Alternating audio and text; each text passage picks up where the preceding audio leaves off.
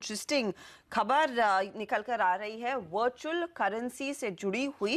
दरअसल बिटकॉइंस या फिर आप जिसे वर्चुअल करेंसी कहते हैं, इसे अब सरकार रेगुलेट करने की तैयारी कर रही है। और डिटेल के लिए बात करते हैं हमारे ब्यूरो चीफ लक्ष्मण रॉय से। लक्ष्मण, कैसे रेगुलेट करेगी वर्चुअल करेंसी, क्योंकि ग्लोबली इसको किसी ने रेगुलेट किया नहीं है।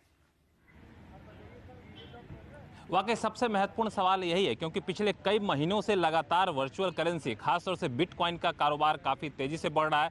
निवेशक इसमें पैसे भी लगा रहे हैं, लेकिन इसकी कोई देखरेख करने वाला नहीं है। तो अब सरकार ने यह फैसला लिया है कि इसकी समीक्षा की जाए और इसके लिए रेगुलेशन की तैयारी की जाए। इसके लिए एक इंटर मिनिस्ट्रियल कमेटी बनाई गई है। उस कमेटी को ये बताना है कि वर्चुअल करेंसी के कारोबार को कैसे रेगुलेट किया जाए, रेगुलेशन की रूपरेखा कैसे होनी चाहिए, कंज्यूमर जो इसमें पैसे लगा रहा है उनके हितों की रक्षा कैसे की जाए, इस वर्चुअल करेंसी के जरिए जो भी लेन देन होता है क्या उस पर टैक्स लगाया जाए या फिर टैक्स ना लगाया जाए, यानी टैक्स की देनदारी बनती है नहीं बनती है, क्या वर्चुअल करेंसी के जरिए काले धन का कारोबार तो नहीं हो रहा है, मनी लॉन्ड्रिंग तो नहीं हो रहा है। ये तमाम चीज़ों की समीक्षा की जाएगी और इसके लिए कमेटी पूरी दुनिया में दूसरे देशों में रेगुलेशन की जो भी व्यवस्था है, वर्चुअल करेंसी का जो कारोबार है उसकी समीक्षा करेगी और अगले 3 महीने के भीतर अपनी रिपोर्ट सौंपेगी। और इस कमेटी में जो डिपार्टमेंट ऑफ इकोनॉमिक अफेयर्स हैं उसके स्पेशल सेक्रेटरी अध्यक्ष होंगे, reserve bank, state bank of India, NITI Aayog, यहां तक कि गृह मंत्रालय के वरिष्ठ अधिकारियों को भी इसमें शामिल किया गया है।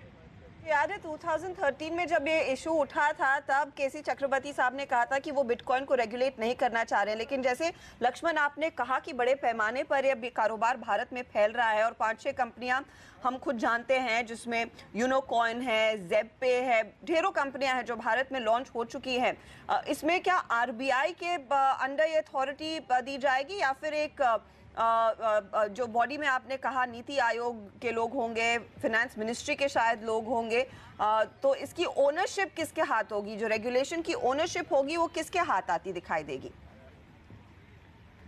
जो अब तक जानकारी मुझे मिल पा रही है उसके मुताबिक रेगुलेशन बनाने में सबकी भूमिका तो होगी, लेकिन रेगुलेशन की ऑनरशिप या फिर रेगुलेशन को पूरी तरह से अमल में लाने की जिम्मेदारी, चूंकि करेंसी मार्केट का मामला है तो यहाँ पे पूरी तरह से रिजर्व बैंक के तहत आना चाहिए। इसी वजह से रिजर्व बैंक के अधिकारी को इसमें शामिल किया गया है। और पिछले दिनों आपको याद होगा, जनवरी की बात है, जब रिजर्व बैंक के गवर्नर ने कहा भी था कि बिटकॉइन को हम रेगुलेट नहीं करते हैं, बिटकॉइन को लेकर किसी भी कारोबार करने के लिए कोई भी लाइसेंस हम नहीं दिए हैं। तो एक तरह से अप्रत्यक्ष तौर पर निवेशकों को सतर्क भी किया गया था कि आप पैसा लगाते हैं तो अपने जोखिम के हिसाब से लगाइए, क्योंकि बिटकॉइन कोई पैसा नहीं होता, उसका कागजी दस्तावेज नहीं होता है, एक वर्चुअल करेंसी होती है। मान लिया बिटकॉइन खरीदना चाहते हैं तो आप उसका एप्लीकेशन डाउनलोड करिए, अपने खाते से पैसा दीजिए और वर्चुअल करेंसी ले लीजिए। और इस वजह से लोकप्रिय हो रहा है कि फरवरी 2016 का एक मैंने डेटा निकाला तो 25,000 रुपये बिटकॉइन की कीमत थी, आज उसकी कीमत बढ़कर के 89,000 रुपये हो चुकी है। इतना ज्यादा रिटर्न दिख रहा है कि लोग इसमें रेगुलेशन के बगैर भी पैसे लगाने को तैयार दिख रहे हैं। जी हाँ, एक बूमिंग इंडस्ट्री है ग्लोबली और भारत में भी इसका काफी चलन बढ़ रहा है। शायद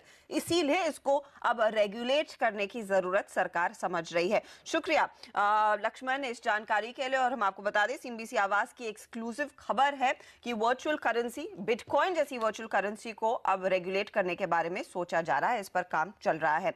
लेकिन